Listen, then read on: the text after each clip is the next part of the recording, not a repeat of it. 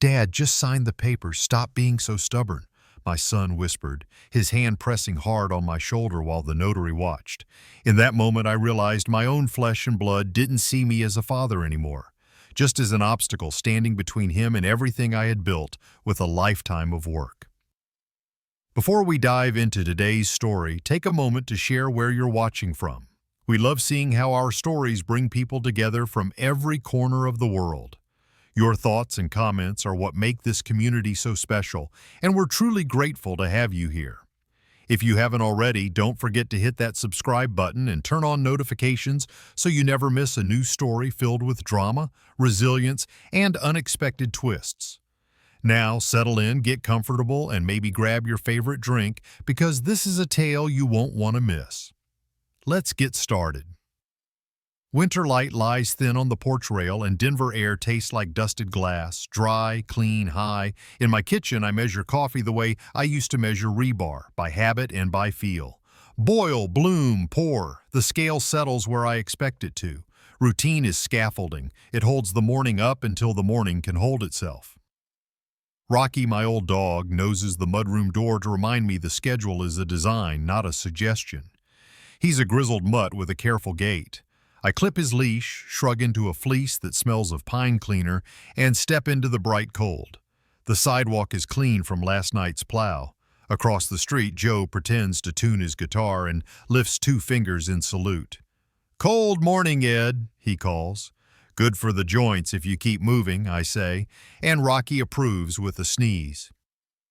We cut east toward Cheeseman Park. The path rings beneath runners' shoes, a hollow thud that says the ground is still stiff. Along the Botanic Gardens fence, a city truck rattles with shovels and bags of mulch. Proof someone is already thinking about spring. Over the trees, the Rockies sit with their usual authority. Engineers like mountains, they don't bow to opinion. A runner passes and nods. "Nice day," she says. "If you keep moving," I answer, and we trade the brief smile of people who trust routine. 40 years in structural work leaves its mark. I cannot step into a cafe without mapping load paths from column to column. Beauty is fine, but integrity is what lets beauty last. In Lodo and Rhino, I shepherded buildings through winters that hammered brick like a test. Retirement, to me, is simply an office that moved home. Back inside, I hang Rocky's leash where it belongs, hooks labeled, because labels are mercy on future you. Bills sit in a shallow tray, sorted by due date. I bank online with 2-factor authentication, but I also reconcile by hand each month, pin-tapping the ledger like a metronome. Keys live in a bowl, spare batteries in a drawer labeled spare batteries, and the thermostat holds a temperature that suits coffee and old knees. Health rides shotgun with order. After walks, I take my blood pressure and write it in the notebook that used to hold site punch lists. On Saturdays, I drive to Estes Park if roads are dry to remind my lungs they were built at altitude. I am not young, I am not fragile. There's a difference big enough to build a bridge on. The neighborhood is ordinary in a way I trust. Snowplows leave berms at the curb for kids to kick apart after school. On clear nights, a freight train pulls the city taut like thread. My family is mostly long distance. My son Lucas sells for a fintech outfit in Phoenix, fast on his feet, fast with his words. His wife Kayla is polite and observant, the kind of person who notices if a picture frame sits 1 degree off. When they visit, she compliments the house and then inspects outlets, baseboards, and the water heater's anode schedule, as if quality control were a form of affection. I don't mind. The house has nothing to hide. There's a photo of my wife on the mantel taken near timberline when the sun made every rock look newly invented. She loved alpine pines, the kind that hunker down and survive by design. "Railings don't ruin a bridge," she liked to say. "They let people cross it twice." Boundaries weren't her way of withholding. They were the architecture of care. The year she died, I planted 2 dwarf pines by the steps. "Measure twice," I remind myself under my breath. Competence to me is a quiet habit. Sharpen the pencil, check the claim, read the last footnote before you sign. In engineering, you measure twice because materials don't accept intentions as payment. Life isn't any different. When I hand a stranger my signature, I expect the world that follows to weigh what it should. Before lunch, I clear 2 utilities, cross-check numbers against the bank app, then lock the file drawer. Credentials are written nowhere, live only where they should, and the phone that receives codes is as accounted for as a job site key box. Redundancy isn't paranoia, it's how structures keep their promises.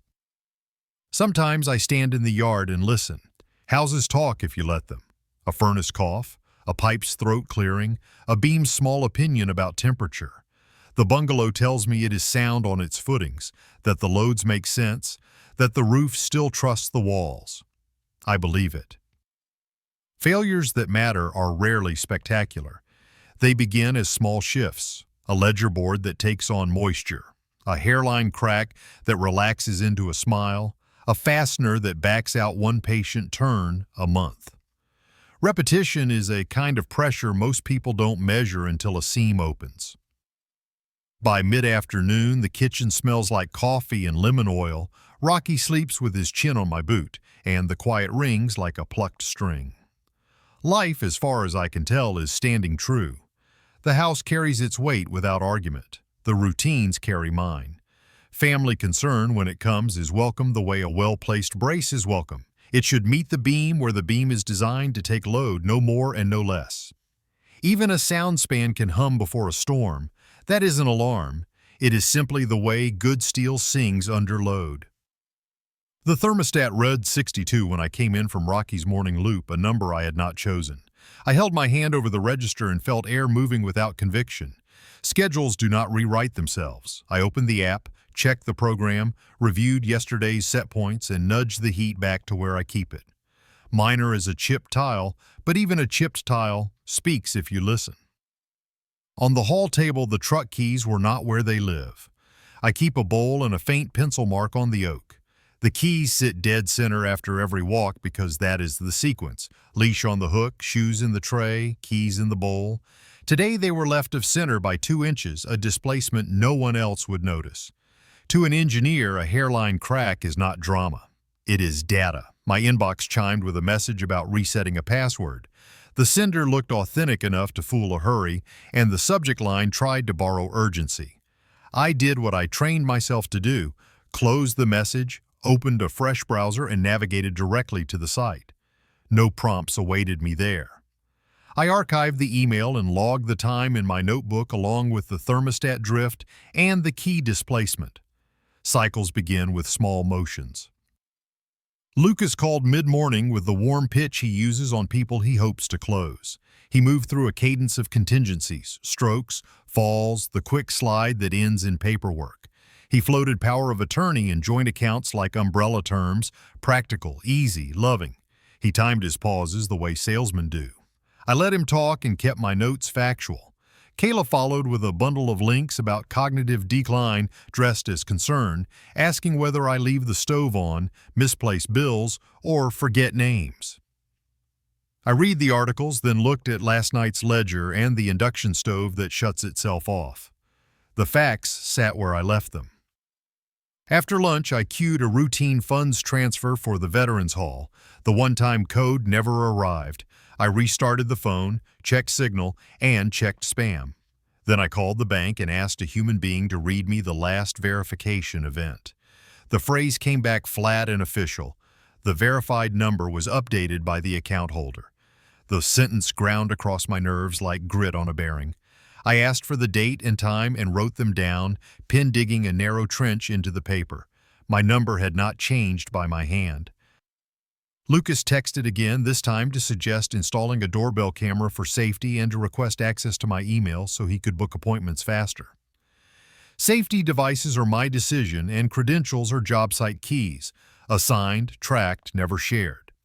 I sent a brief reply that I would handle my own accounts and schedule my own care. Boundaries are lanes on a bridge. They are not hostility. My wife used to say, railings let people cross twice.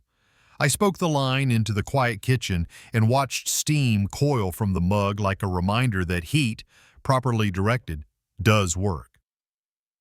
Procedure is how I settle a shaking beam. I opened device logs, reviewed authorized logins, and photographed the thermostat settings as a baseline. I wrote times, symptoms, and possible causes. I listed who had physical access this week and whether any contractor had entered the house. I circled the line about the number change and drew a small box around the words "not by me." If these were random, they would not rhyme. Then I called Thomas Reed, the attorney a fellow engineer recommended when we were drafting succession plans. Thomas is concise in the way I like. He told me to sign nothing I had not fully understood, to schedule a competency evaluation proactively, and to proceed by procedure, not by pressure. He said he would send names for an independent assessment and advise me to select neutral ground for any banking conversation. I thanked him and dated the page in my notebook. I set an appointment at the Wells Ridge branch on Colfax Avenue and asked for private verification with a manager. I practiced questions out loud as if I were preparing a punch list: the difference between joint owner and authorized signer, the revocation path, the bank's protocol when coercion is suspected, and the way to record my preferences while I am clearly competent. Rocky cocked his head at my rehearsal and settled back to sleep, as if to say the plan sounded sound. Afternoon bled into the hour when buildings turn reflective and mirrors of sky appear in windows. I walked the perimeter of the house, fingers on trim, eyes at corners where plaster meets frame. The structure felt true. Whatever shifted today was not born inside these walls. Still, repeated load is load. Ignore it and a beam learns a new line and calls it normal. I balanced the ledger after dinner, matching small numbers the way I used to align bolt holes in a stiff plate, patiently, with both hands. The totals agreed. I set a calendar alarm for the bank visit and placed my notebook beside the door under the keys, exactly centered in the bowl. The house hummed the honest tone of a furnace doing what it was told. Beneath that was another sound, the vibration you hear if you have lived long enough around steel under weather. It is the quiet song of something taking on weight, not yet dangerous, but worth attention. I turned off lights in sequence, left the hall one on for safety, and stood a moment by the photo on the mantel. She would have asked for drawings and the soil report and then decided, I am trying to live that way still. Measure, then decide. I wrote a last line to cap the day. Anomalies documented, counsel retained, appointment set, resolve steady. Structures sing under load. I intend to listen and, if necessary, to brace. Saturday arrived clear and hard-edged, the kind of Denver morning that makes sound travel farther.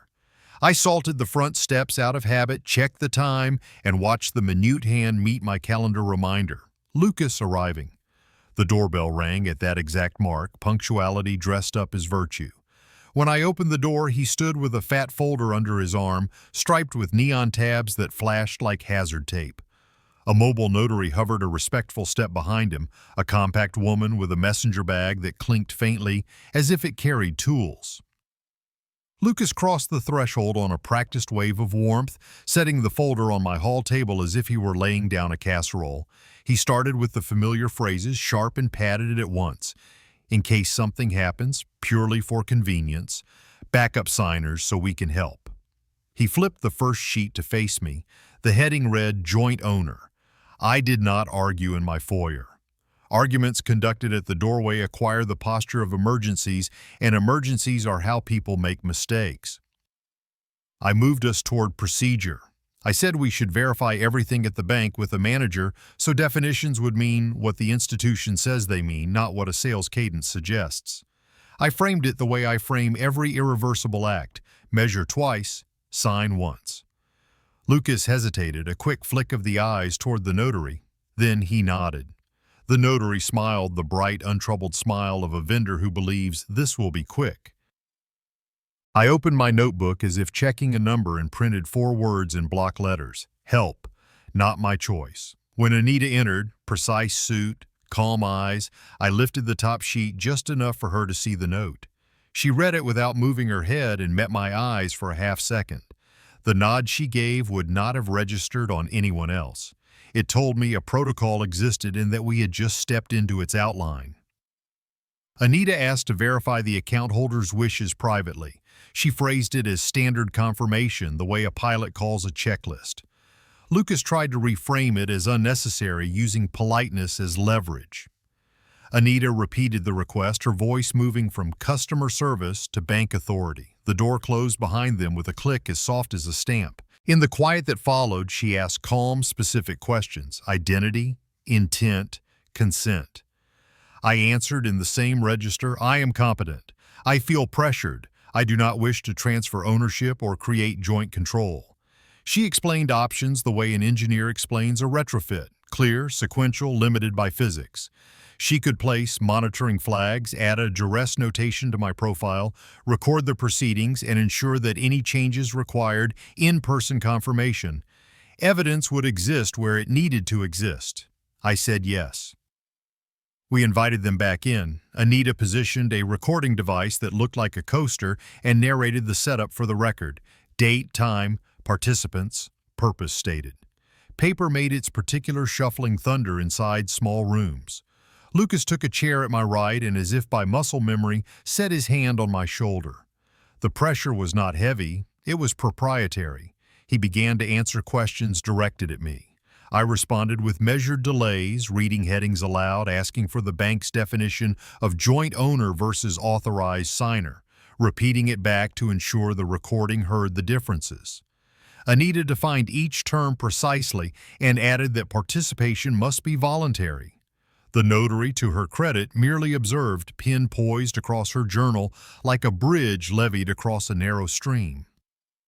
Anita applied safeguards as she spoke. She added monitoring flags to my profile and a duress note that would travel with my accounts like a tag on a beam. She told us that any large transfer or profile change would trigger an alert for review. She printed the bank's elder financial exploitation policy and slid the sheets to me. Lucas kept his tone bright and his pace brisk. "This is just convenience," he said. I read lines, breathed, and let the camera hear patience. The performance ended without signatures. We thanked the notary for her time. In the hallway, Anita asked Lucas and the notary to wait a moment while she printed something for me. The door closed again. Her voice shifted lower. "2 items from internal logs," she said. "A USPS mail forwarding request redirecting my postal delivery to a Phoenix address associated with Lucas, and a 2-factor authentication phone number change initiated from a Phoenix IP the prior week." She placed the printouts on the table as if they were samples cut from a failing beam. I confirmed that neither action came from me. She said the bank would preserve logs and timestamps and that I could request certified copies. Paper has weight beyond its grams. I felt it as I lifted the printouts, the way you feel a subtle camber underfoot on a bridge that was meant to run flat. I signed a request for records, pocketed the bank's policy, and shook Anita's hand. Her grip was warm, professional, a signal that the institution was awake to what it had recorded. Outside, Colfax flashed with midday traffic. The notary gave a small wave and retreated to her car. Lucas said he had tried to make this easy. I said, as evenly as steel, that I had chosen to make it correct. He said we were on the same side. I let the sentence hang where it belonged, unbolted, and walked to my truck with the folder, my notebook, and the logs. At home, I laid everything on the kitchen table in straight lines, took photographs for my own file, and called Thomas Reed. I summarized the morning in verbs: requested, verified, documented, flagged. He asked for scans and told me to come by that afternoon. I entered the day's events into my notebook with timestamps. The first undeniable deformation had shown itself, not a collapse, not even a crack you could see in poor light, but a measurable shift in the family beam. The remedy would be the same as on a job site: document, brace, and do nothing irreversible until the structure is fully understood. The house hummed its steady note around me. Furnace honest, pipes polite. I sat with that sound until my pulse matched it, then closed the notebook and went to lace my boots. There was more work to do, and it would be done by procedure, not by hurry. By the time I turned off Colfax and headed south toward Capitol Hill, the light had thinned to the white Denver uses for afternoon. I laid Anita's printouts in a rigid stack on the passenger seat and drove the way I used to walk scaffolding. Slow, eyes sweeping edges. Thomas Reed's office sits in an old brick building that once held draftsmen and light industry. The stair treads announce each footfall. He met me in the doorway with a legal pad already open, the neutral face of a man who believes in facts. We sat across a scarred conference table and treated the morning like a site inspection. I spread the logs, the bank's policy, and the note about the recording. Thomas read in silence, underlining twice. The USPS forwarding request, the two-factor change from a Phoenix YP, the manager's duress annotation. Pattern, he said, pen tapping once. Escalating coercion. We'll answer with structure. His calm trimmed my pulse the way a plumb line quiets the eye. Competency first, he insisted, not as theater but as prophylaxis. He called a geriatric clinic unaffiliated with my health system and booked a cognitive evaluation for early next week, morning slot, neutral examiner. I wrote the date and time in my ledger, the way I once wrote poor schedules on a column form. We would not argue my mind with opinions. We would certify it with a qualified report. Then he sketched scaffolding, a revocable living trust as a staging platform, so assets rest behind a gate while we plan details. A split power of attorney, medical separate from financial, with narrow scopes named fiduciaries who are not family, and explicit revocation language. It felt like installing temporary shoring under a beam while you repair it, inelegant from the street, essential under the skin. We'll draft tonight, he said. You'll review Monday. I nodded, understood. Documentation would be our rebar. He asked me to expand the incident log I had started. Date, time, trigger, exact phrasing, who was present. Screenshots of any prompts, photos of thermostat settings and mail, envelopes kept with visible postmarks. He wanted names and badge numbers for every official who entered my door. He wanted to know when I felt pressure physically. Hand on shoulder, tone shifts, pacing in a room, because courts recognize bodies as instruments of force when they are recorded carefully. We authorized the bank to harden its posture. I signed a consent so Anita could elevate monitoring flags, require in-person confirmation for any profile change, and keep the duress note attached where risk teams could see it. We added a bank verbal passphrase, a phrase only I would know, so no one could manipulate a phone rep with biographical trivia. I chose words my wife would have smiled at and wrote them on no paper anywhere. Digital locks came next. SMS two-factor had just proved porous. We replaced it with a hardware key. At home, I would rotate passwords, audit recovery emails and phone numbers, and enable device-based prompts where offered. I had treated credentials like job site keys. Today, I learned to treat them like post-tension cables, valuable, unseen, and dangerous if cut. Postal Flow 2 needed a dam. Thomas handed me a checklist. I filed a USPS cancellation of the forwarding request and enrolled in informed delivery to preview mail as scanned images. We discussed renting a P.O. box for a season. Back home, I would verify exterior locks, check the mechanical chime on the doorbell, and confirm no cloud services had been quietly enabled on hardware I owned. Safety devices are still my decision. I would choose them and own their settings. That night, while I was labeling folders with a pen that draws the straightest lines, the banking app surfaced a charge so small it almost apologized. $1.95, pending from a wallet I did not recognize. I called Anita and described it. A test pull, she said, her voice like a level-finding bubble, common precursor to larger withdrawals. She froze pending external links, filed the entry under our duress note, and promised to send the trace details to Thomas. The line moved from worry to evidence. Lucas texted twice before bed, upbeat as a service announcement. He offered to help set up a doorbell camera on Sunday and asked again for temporary access to my email just to streamline medical booking. I sent 2 sentences. I'll handle my devices and appointments. No credentials will be shared. Boundaries are dull sentences that save lives. Sunday at 10, a knock arrived with official cadence. Adult Protective Services stood on my porch, courteous and cautious, responding to an anonymous tip that I lived unsafely and showed confusion managing medications. I invited them in. We toured the kitchen, where pill organizers sat labeled by day and hour. The mudroom, where coats and tools hang in repeatable order. The office, where the ledger lay open, yesterday's reconciliations neat as rebar. They asked orientation questions. I answered with dates and headlines and a joke about the Nuggets bench. I handed over Anita's card and Thomas's number. They recorded our conversation, took notes, and left satisfied. On their way out, I asked for names and badge numbers. I printed them in the log, steady block letters, no embellishment. Fatigue found me anyway, not the kind sleep fixes, the kind a beam feels when weather asks it the same question all week.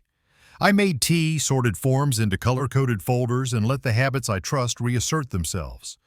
Procedure is a comfort you can hold in your hands, tabs aligned, holes punched clean, each document in a sleeve like a pane of glass that belongs. Before night, I set my phone to record calls where lawful and changed my default with family to writing. Thomas's advice was simple: keep responses minimal, redirect any substantive requests through counsel, and save everything. I taped a small paper by the door at eye level, a reminder dressed as a rule. Procedure beats pressure. It looked like nothing. It felt like steel. When the furnace cycled and settled into its even hum, I stood in the hallway and listened to the house answer back. Loads were where they should be. The calendar alert for Monday glowed on my screen. Trust draft, POA draft, bank consent, evaluation confirmation. I turned off lights in sequence, left one on for the stairs, and put the notebook by the bowl, centered. The day had not been dramatic, only deliberate. Not everything strong is loud.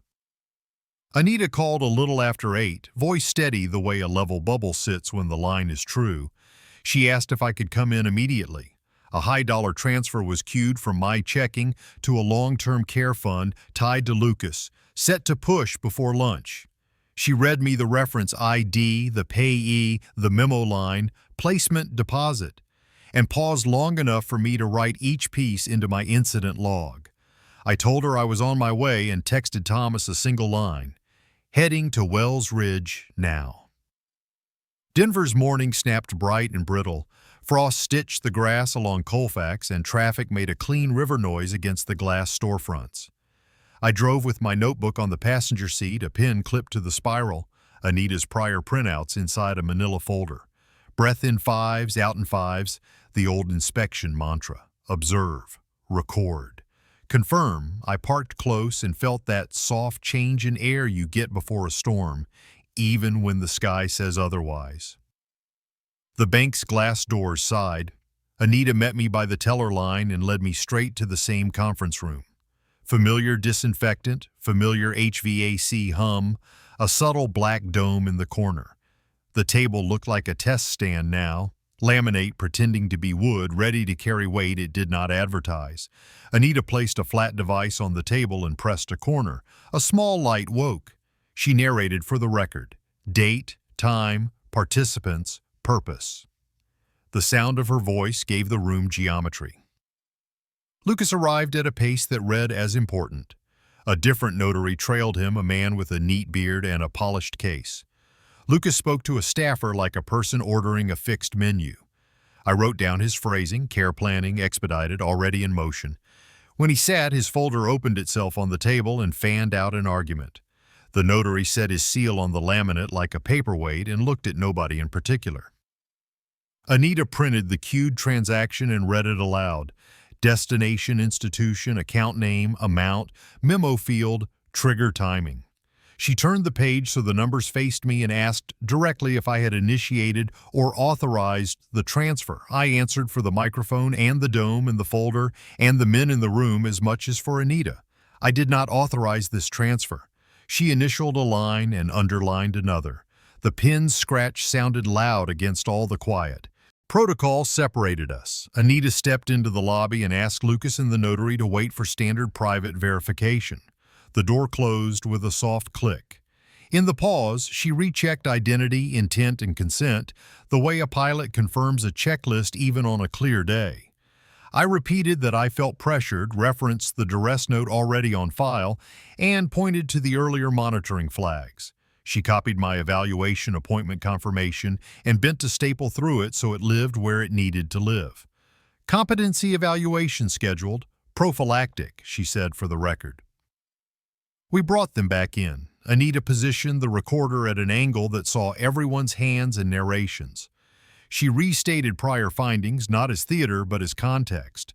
The USPS forwarding request to a Phoenix address connected to Lucas, the two-factor phone number change coming from a Phoenix IP. She linked those indicators to the queued transfer in a calm chain any engineer would respect. I watched the notary's pen hover. Lucas's cadence tightened. He answered questions aimed at me, offered urgency like hospitality, tried to move us past definition to signature. His hand drifted toward my shoulder again, a proprietary placement learned in family, not in law. I set both my palms flat and squared my posture so the camera would know where pressure lived if anyone needed to know later. "We're preventing crisis," he said. I wrote the phrase down like a load point. I asked Anita to define terms for the record. Joint owner, authorized signer, custodial transfer, what each meant here at this desk in this institution.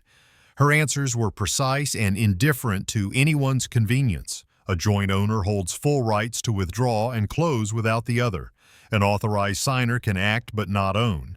Custodial transfers follow statutory limits and beneficiary designations. She asked me again to state my wishes. I said I did not consent to any ownership change or transfer and that all account settings should remain as they were before last week's unauthorized edits. Anita's eyes flicked to a new set of pages in her folder. She laid down a printout and a commission record the way you lay a course sample on a truck tailgate. An online HELOC application had been opened in my name, authenticated with an e-notary whose commission had expired last year. The timestamp trail marched across the paper like footprints in thin snow. I confirmed I had not sought or authorized any HELOC, e-notarized or otherwise. The notary at the table grew carefully still like steel cooling. The air in the room, changed weight. Monica in Risk would later call it a risk inflection, but in that moment it felt like the second when a beam finishes taking on load and the hum deepens. Lucas pivoted to softer claims. Families streamline. Dad was confused last week. Everyone does this.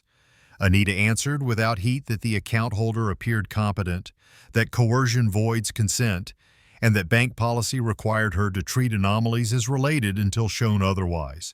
The recorder's light kept its steady blink. Options came in a clean list. Anita could place an immediate hold on the queued transfer, escalate to risk and legal, preserve logs and recordings for law enforcement, annotate the profile to require in-person authentication for any change, provide certified copies to my attorney. She looked to me for instruction.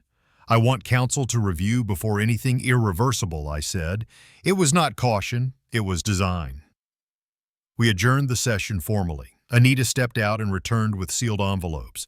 The transfer details, the HELOC traces, the IP events, each with a signature across the flap. She said she would freeze pending external links while we awaited legal direction and that she would remain reachable on her direct line. The notary repacked his tools with the dignity of someone who intends to forget a room. Lucas said something about making this easy. I let the sentence sit unbolted. In the parking lot, the light felt higher than noon. I called Thomas and summarized in verbs: queued, verified, separated, recorded, revealed, preserved. I told him about the home equity line of credit and the expired commission. He asked for scans and told me to drive to his office. He would notify the court for an emergency hold and draft filings for a temporary restraining order. I wrote the time of the call, the duration, and the instructions in my log, then closed the book with both hands. Back at the truck, I sat for a minute with the engine off and listened to the small sounds a vehicle makes when it cools. A family beam had finally shown the deformation you can see without a flashlight. Not catastrophic, but undeniable, and aligned with the hidden strains we had measured all week. The remedy would be what it always is on a job site when steel starts to sing too loud: brace decisively, stop what can do harm, and fix in full daylight. I put the envelopes on the passenger seat where the sun could not reach them and turned the key. Procedure would carry the next span. In the parking lot, I sat with the engine off and the envelopes on the passenger seat like sandbags against a rising river. The fork was plain, contain or confront. I called Thomas on speaker, the sound boxed by the cab. I delivered the morning as a sequence: queued transfer, Phoenix IP on the 2FA change, USPS forwarding, the HELOC attempt with an expired commission. He listened without oxygen-wasting words. "We take both tracks," he said. "Civil braces now, criminal referral next. Stop the load, then diagnose the failure." The sentence fit my hands like a tool I already owned. I told him that was my choice: freeze and restrain first, file complaints with the preserved evidence after. He asked me to go back inside and authorize what Anita could do immediately, then to drive straight to his office. I re-entered the branch, where the foyer's hiss sounded like a test tunnel. Anita met me at the line with the calm of someone who can find the breaker in the dark. We returned to the conference room. She placed the recorder back on the table and pressed its corner. "For the record," she said, naming the time and purpose. I stated it clean. "I authorize an immediate hold on the queued transfer, a freeze on all pending external links, revocation of remote profile. Changes since last week and a requirement for in-person authentication for any future change. Keep the duress banner visible to risk teams." Each clause clicked into place like a beam finding pocket. Anita moved through the screens, narrating actions for the camera. The hold took, the queued transfer flipped to suspended. External connections grayed out. She printed a certified sheet for each change and wrote chain of custody numbers in the top margin, then had me initial every page. She slid across sealed envelopes: transfer printout, HELOC trail, IP logs, USPS evidence, with a signature bridging flap and paper. "Internal risk and legal at 2, she said. "We'll align with your counsel." Back in the truck, I wrote times and reference numbers in my notebook, then pointed the hood toward Capitol Hill. The city ran in clear winter colors: bright stucco, hard shadows, the sparkle you get when air is dry enough to make distance look honest. At Thomas's building, I climbed the old stairs and felt each tread give a measured millimeter, a fatigue that meant nothing with the right supports. We treated the afternoon like a pour that couldn't be delayed. Thomas opened a fresh file and listed filings: an emergency petition so the court recognizes the bank hold, a request for a temporary restraining order barring Lucas from contacting me about finances or accessing property or initiating any accounts in my name, and a notice to financial institutions revoking any power of attorney or joint application attempts. He dictated. His paralegal's keys skated. I approved language that read like a load chart: clear, dimensional, resistant to spin. Competency went in early, not as a flourish but as a shield. Thomas attached my clinic appointment confirmation as an exhibit and drafted a one-page declaration where I recited facts in numbered paragraphs: dates, calls, the Phoenix IP, the USPS request, Anita's logs, the HELOC e-notary with the expired commission. I signed and dated. He added a plan to file a notarized affidavit of sound mind after the evaluation, the document equivalent of a steel coupon tested to spec. We staged the assets. He spun his monitor and I read a revocable living trust that would hold my key accounts while we worked through the hearing. Successor trustee, neutral corporate fiduciary, authority separated, residence rights distinct from liquidation powers. I initialed clauses as if I were marking anchor points on a roof plan. Trust isn't sentiment, it's scaffolding that stays when the crowd goes home. Thomas put Anita on speaker so bank risk, bank legal, and our timeline would mesh. She confirmed the hold was active, the duress notation had propagated, and the HELOC application was flagged with the commission discrepancy. We synchronized clocks for the afternoon call and agreed on the chain for certified copies. It felt like climbing a ladder with someone on the other side of the wall holding its base. Quiet reassurance you only notice when it's missing. Then we closed the gates on communication. From now on in writing, Thomas said. If you must answer a call, say please contact my counsel and end it. Wear lawful record. Save everything I wrote the protocol in my notebook and taped a duplicate near the kitchen phone in my head. Words are cheap until they form a path someone can't push you off.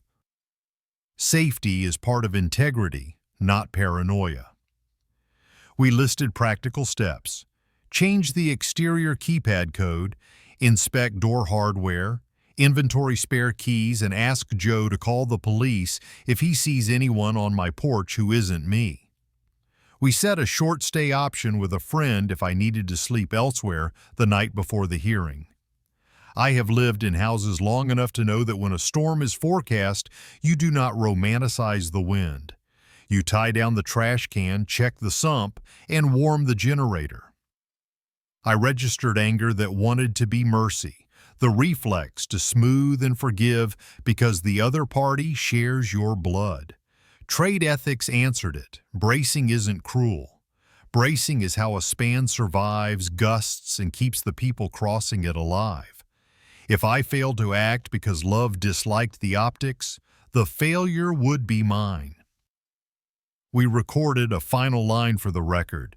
In Thomas's small video room with the kind of lighting that makes skin look honest, I looked at the lens and said, I do not consent to any ownership changes or transfers. I request institutional protection and will cooperate with law enforcement. Then I said my name and the date. That sentence will never be a poem.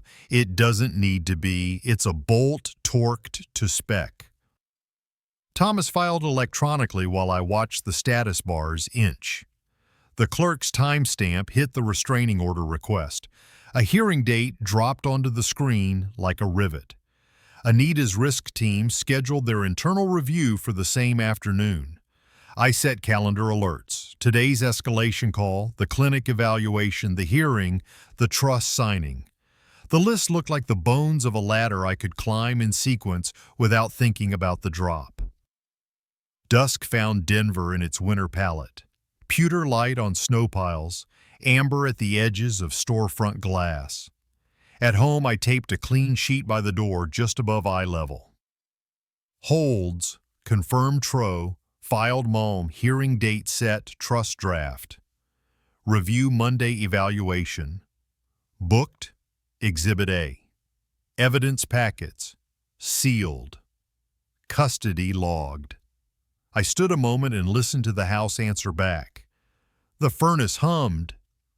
The fridge clicked and settled. Loads were where they should be. I repeated the objective out loud because words shape the spine when the day tries to bend it. Stop the load, brace the span, fix in daylight.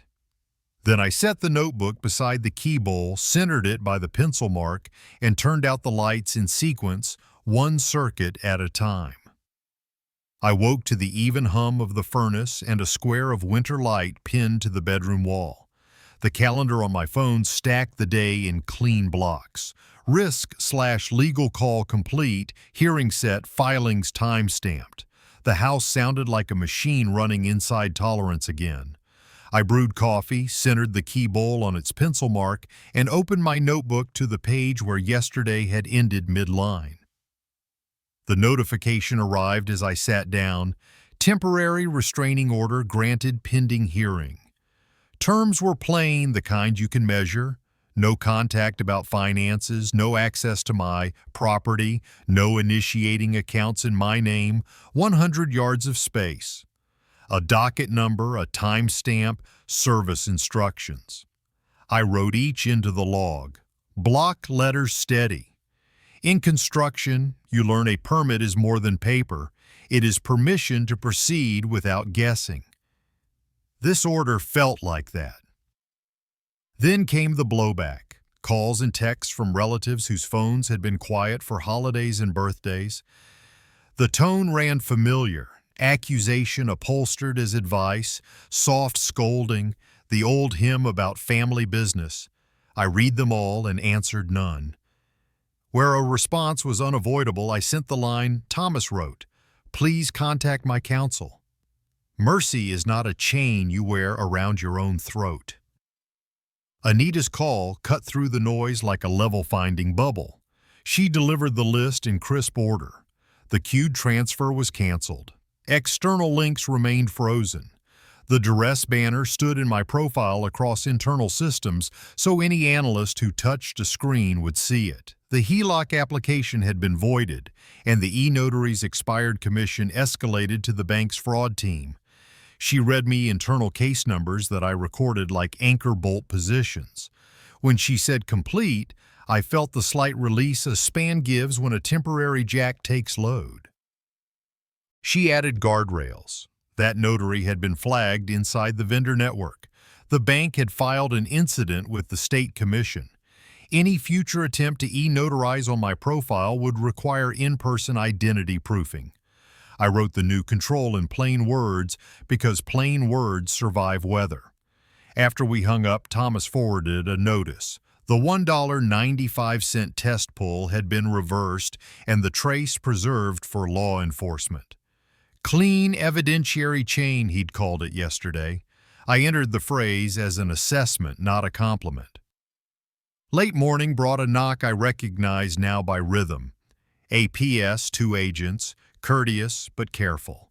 I let them in and we did the tour again. Pill organizers labeled by day and hour, pantry stocked and dated, mudroom hooks in order. They asked orientation questions. I answered with dates, addresses, last night's score, today's docket. I handed over Anita's card and Thomas's number. They noted both and closed the file. I wrote their names and badge numbers into the log and underlined closed once. Outside, the neighborhood resumed its equilibrium. The informed delivery preview matched the mail in my hand. Joe tuned his guitar on his porch, a soft run of major chords that drifted over the plowed berms. The front range lifted a clean line against the sky. I swept the porch and salted the top step because returning to small maintenance is how you teach a structure its loads again. In the afternoon, I walked Rocky to the corner, and the normal friction of leash against glove felt like a blessing. Anger lived beside bruised affection. I could feel both without performing either. Under them, a new steadiness set like grout. I resisted the warm lie that quick forgiveness equals wisdom. Bracing is not withdrawal. Bracing is what keeps crossings possible after storms. If there is to be any later passage, today's guardrails are the reason it will hold. The day's twist came quietly. Thomas called from his office, voice low, as if information had weight. A private report indicated Lucas carried roughly $92,000 in online sports betting debt. His employer, the fintech, was under SEC inquiry for unregistered guaranteed products. Numbers and letters, motive and pressure, explanation, not excuse. I logged the amount, the agency, and the practical conclusion. Legal and financial boundaries remain firm regardless of tears. Engineering does not grade on emotion. Order as therapy carries farther than it should. I restaged the porch, aligned the dwarf pines so their pots split the distance between door and rail, coiled the hose into a neat spiral, oiled the hinges that have begun to complain at 25 degrees. Inside, I color-coded the file's spine labels, blue for bank, red for court, green for medical, yellow for postal. Evidence packets wore their custody numbers like jersey names. The room looked like a plan set, and my breathing slowed because plans, done right, are a form of kindness. I wrote 3 letters at the dining table, 1 for each grandchild, on cardstock that will outlive anyone's text. I kept them simple. Invitations without tests. Zoo visit on a Saturday. City park next to the lake when it thaws. Hot chocolate after, no other adults required. I told them I loved them separate from whatever the grown-ups are doing. I sealed the envelopes and put them by the door where the mail starts its own daily journey. Then I clarified the boundaries to myself because boundaries unnamed are promises you cannot keep. In the notebook I wrote, compassion expressed through conditions. No access to accounts, no unsupervised visits with Lucas, all contact through counsel. If grief argues, show it the page. If the old instinct to appease rises like steam, read the page out loud. That night, sleep arrived like a professional crew, quiet, efficient, done right the first time. No drop into a hole, no half-dream where floors tilt. The house sang its small chorus, furnace inhale, fridge settle, pipes clicking with the honesty of contraction. I marked the time I fell asleep and the time I woke. Stability has metrics, and I want a record of when they returned. At dawn, the city wore its pewter palette again. I brewed coffee and watched the steam lift in a straight column.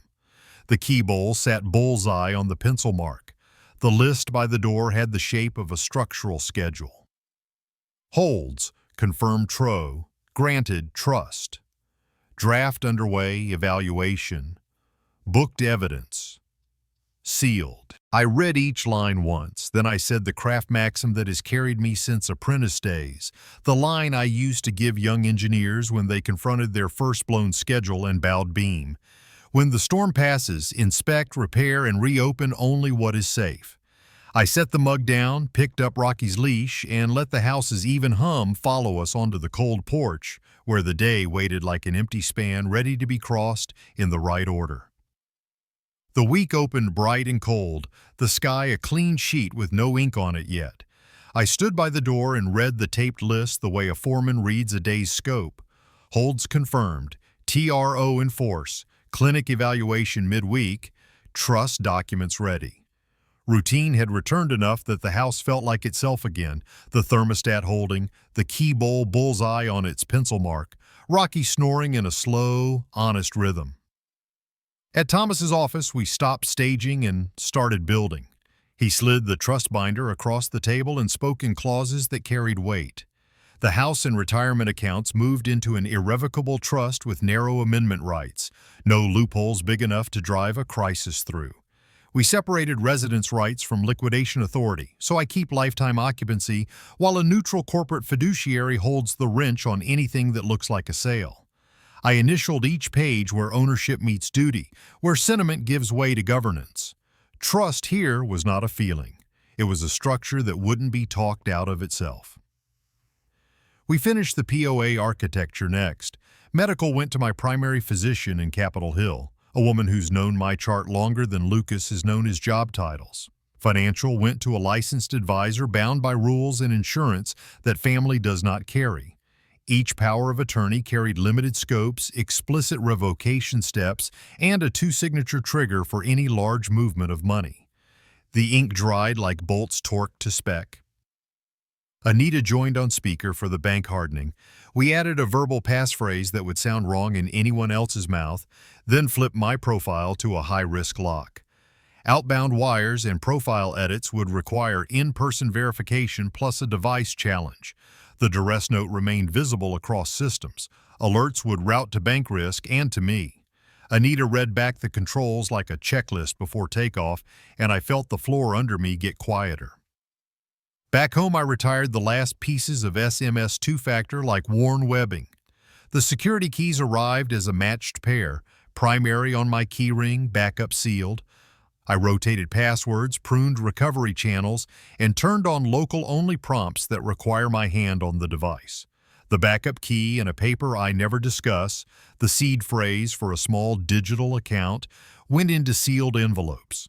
I rented a safe deposit box downtown, signed the custody log, and watched the attendant slide the box into a slot like a beam into pocket, metal on metal, certain and dull. Postal flow became predictable again. The USPS forwarding cancellation posted. Informed delivery showed each envelope's face at 7 a.m. sharp. I opened a P.O. box for sensitive mail and photographed the first week's arrivals to fix a new baseline. One photo went next to the log entry where the Phoenix forwarding request once sat, like a patched core sample laid beside the void it filled. Thomas drafted a civil resolution path whose edges were not soft. A settlement offer would go to Lucas only through counsel, contingent on full restitution, enrollment in financial and gambling counseling, and a signed non-interference agreement. No account access, no care placement actions, no proxy decision-making. Violations would trigger immediate criminal referral. I approved it without comment. If repair exists here, it will be worked with tools and inspections, not speeches. Communication rules moved from habit to policy. All family contact stays in writing. Phone calls, if unavoidable, are recorded where lawful and met with one sentence. Please contact my counsel. No credentials, no device access, no shared calendars. I printed the policy and taped it inside the hall closet next to the fuse map. Boundaries, like circuits, prevent the whole house from going dark when one line shorts. I set up a structured way to see my grandchildren, not as a reward, but as a design that protects the span. 2-hour windows, public venues, no Lucas present, drop off and pick up by Kayla. First stop, the Denver Zoo on a clear afternoon when the breath of winter animals makes small clouds around their faces. I brought a tiny recorder that lives in the open on the picnic table, and I chose a bench with sight lines you could plot on graph paper. The kids came bright with winter energy. We drank hot chocolate that steamed like a good exhaust. They told me about school, favorite exhibits, and the way the zoo lights make the trees look like maps. I kept our talk in their world and refused to recruit them into adult weather. At pickup, Kayla's smile looked tired.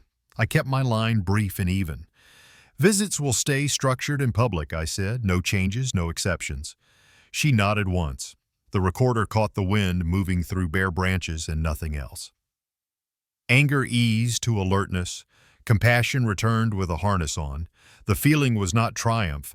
It was integrity settling, the way a span finds true after shoring and you feel the hum lighten by half a note. I filed that sensation where I file proof, alongside documents, not instead of them. Evidence discipline kept its pace.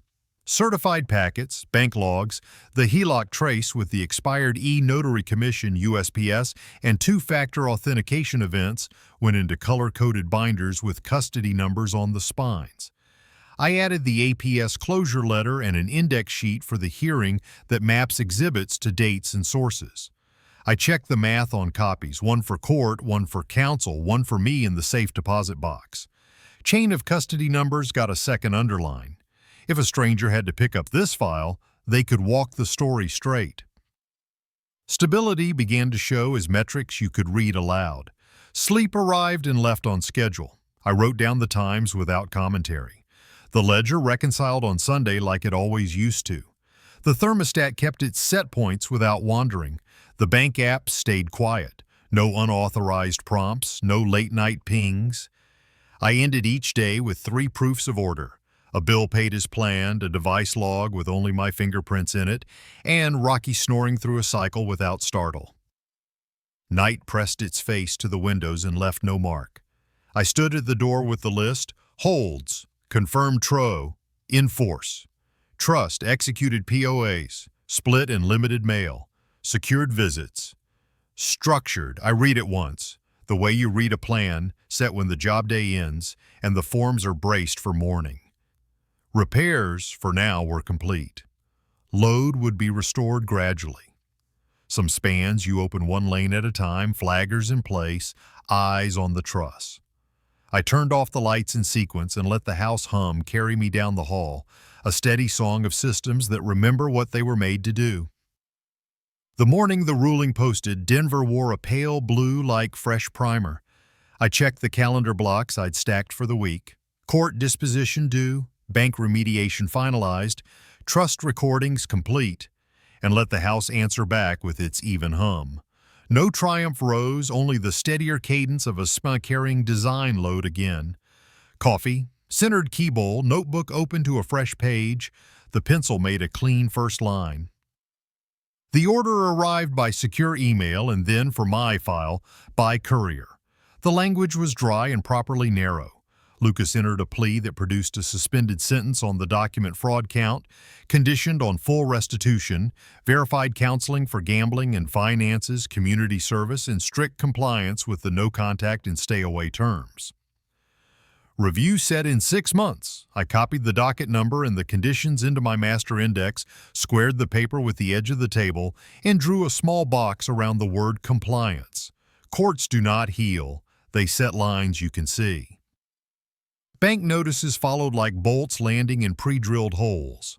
Anita's summary confirmed that every improper fee had been reversed, the queued long-term care transfer canceled, the micro $1.95 test pull refunded, and the HELOC application voided with a formal note of the e-notary commission's lapse.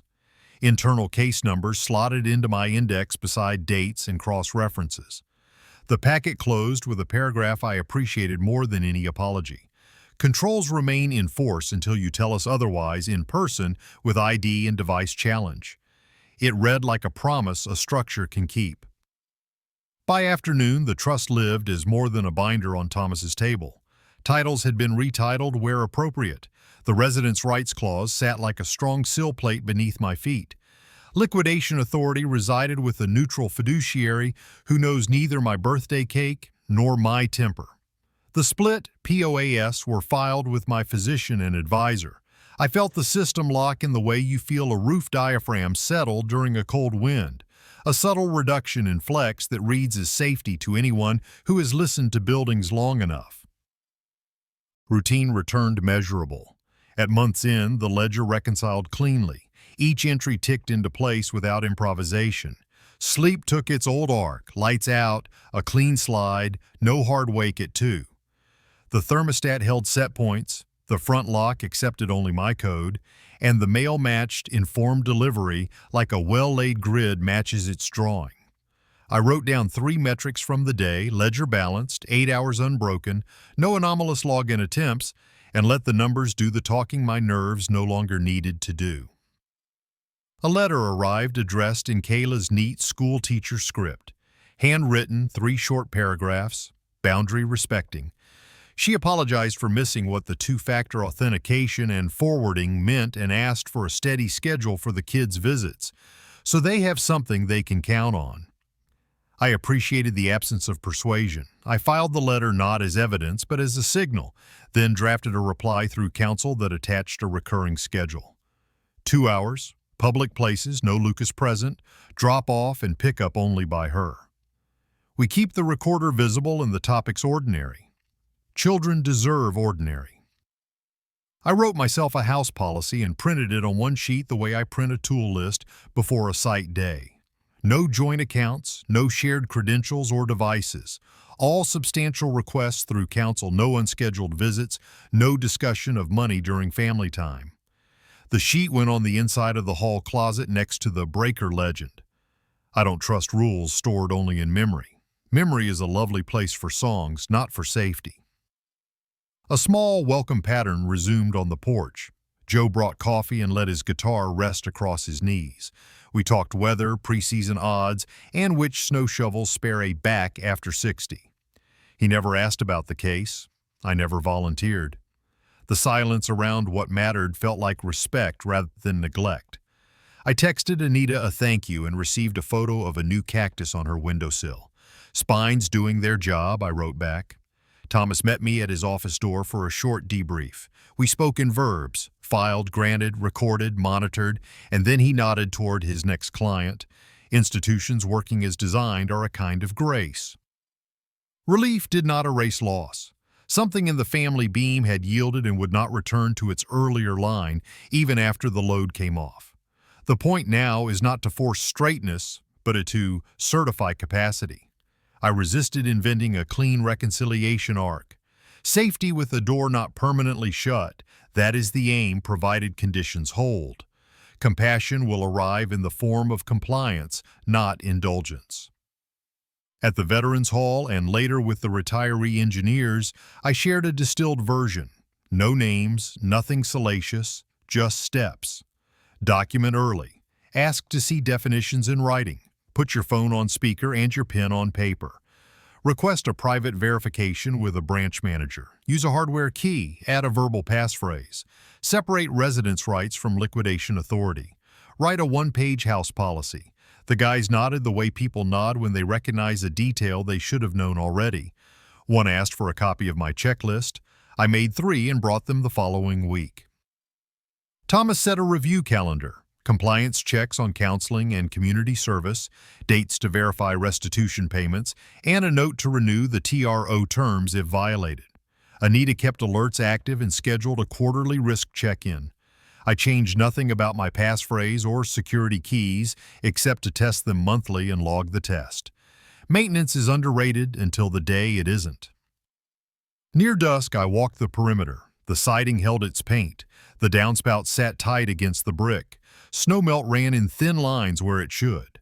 A small pop from a baseboard register sounded exactly like thermal contraction and nothing like surprise. The furnace breathed without complaint.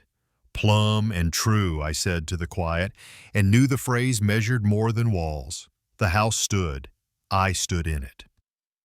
Night ran its pewter to indigo. Over the front range, the stars pricked through as if the sky had been tested and approved. I poured tea, centered the key bowl by the pencil mark, and placed the notebook shut on the table. I took inventory of what had been kept, the house, the retirement, the simple right to say I. Not victory, integrity. When people ask, I will tell them that storms do not make you stronger by bruising you. Structure makes you safer by being there before the wind. Document early. Ask for help. Design for storms. Then keep the maintenance log and honor it. That is as close to peace as any span earns. Morning lands on the table at a slant, the sort of winter light that makes paper look newly printed.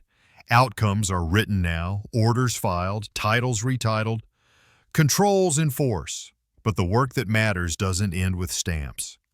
Maintenance is the form integrity takes when no one is watching. I stand by the doorway list and read it softly. Not as a victory roll, but as a reminder. Holds confirmed, trust executed, POAS split, mail secured, visits structured. Then I make coffee the way I always have, because repetition is a kind of oath. This last chapter is not for polishing the story. It is for anyone who feels help arrive with hands that close too easily over keys. The point is not revenge. The point is the right to decide, kept in a place where panic can't fetch it. My wife used to say, railings let people cross twice. Conditions are the railing. Without them, crossings turn into attempts. I keep thinking about the smallest thing I did, the one that changed the load path. 4 words on a scrap in a bank. Help. Not my choice. It was not drama. It was a lever. A manager read it, protocol woke up, and the room filled with the kind of structure that keeps people honest.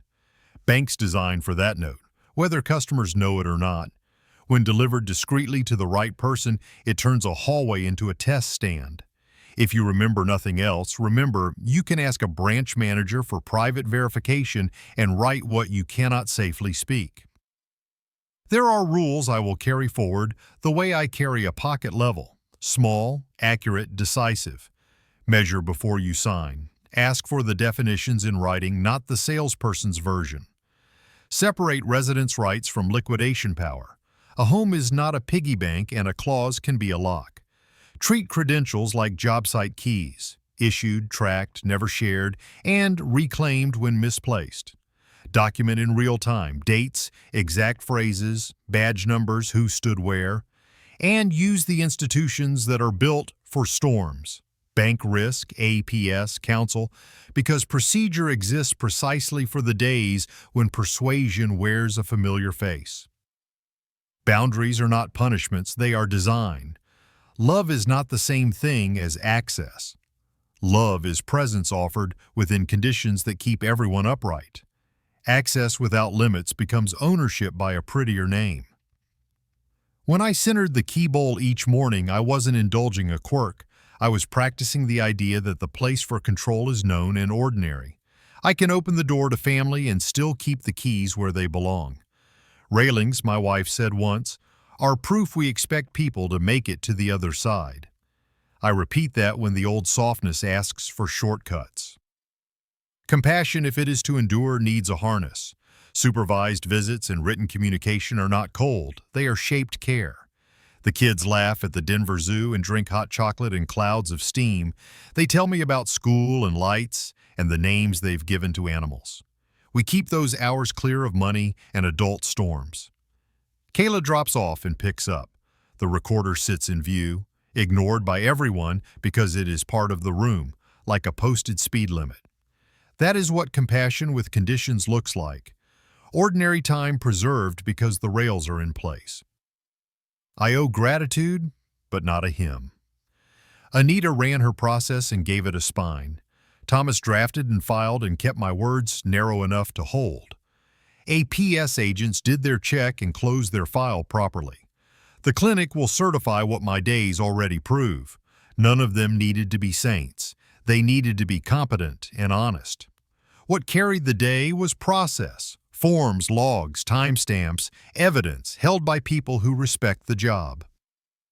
Engineering has always been a language, and I learned to translate it for myself. Loads are not only heavy things, they are repeated questions.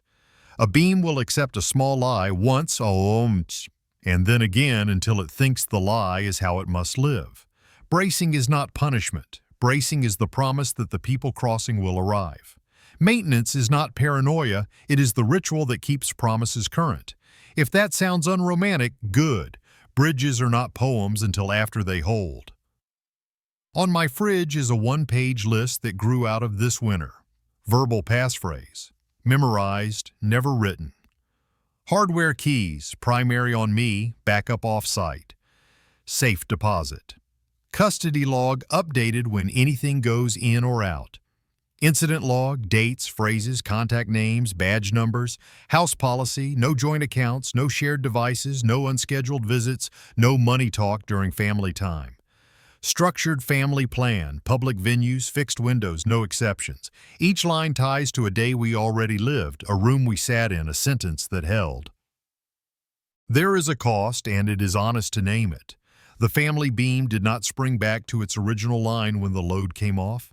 A shape yielded, and grief sits beside relief like two tools in the same tray.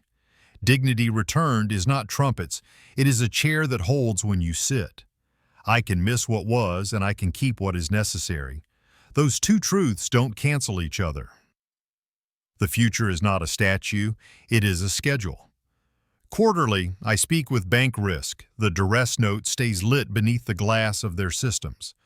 Monthly, I test the keys and write "tested" with the time beside it. Sundays, I reconcile the ledger because the habit is part of the structure. If a new request arrives from a familiar number, it goes to counsel. Stability isn't stasis, it is rhythm you can dance to without watching your feet. I have begun passing the pattern to people who might need it sooner than I did. At the Veterans Hall and in the room with retired engineers, I skip the melodrama and hand them steps. Print your house policy, I say.